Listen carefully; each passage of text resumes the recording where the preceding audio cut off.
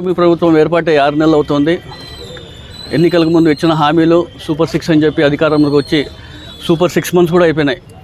ఎన్నికలకు ముందు అయితే ఏ విధంగా చెప్పారో నీకు 15,000 అని చెప్పారు. పెన్షన్ తప్ప 15 రూపాయలు కూడా అందించిన ప్రభుత్వం ఏదైనా ఉంటే కదా కూటమి ప్రభుత్వం.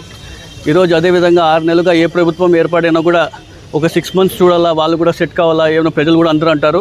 ఈ 6 నెలలు అయినప్పుడు కూడా ఏ ఒక్క హామీని నెరవేర్చకపోవడం, ఎన్నిసార్లు మన పార్టీ నుంచి ఎన్ని పోరాటాలు చేస్తున్నా కూడా వాళ్ళలో మార్పు రాకపోవడంతో ఈరోజు మన గౌరవ అధ్యక్షులు జగన్మోహన్ రెడ్డి గారి నేతృత్వంలో ఈ రైతులపై పోరాటం కానివ్వండి, పెంచిన విద్యుత్ ఛార్జీలపైన కానివ్వండి, అదేవిధంగా ఫీజు రియంబర్స్మెంట్ పైన కానివ్వండి పోరాటం చేయాలని చెప్పే ఉద్దేశంతో ఈరోజు పెద్ద ఎత్తున మన జిల్లా అధ్యక్షుడు అనంత వెంకటరామరెడ్డి గారి ఆధ్వర్యంలో ఈరోజు పెద్ద ఎత్తున కూడా ఈరోజు కార్యక్రమాన్ని నిర్వహించడం జరిగింది.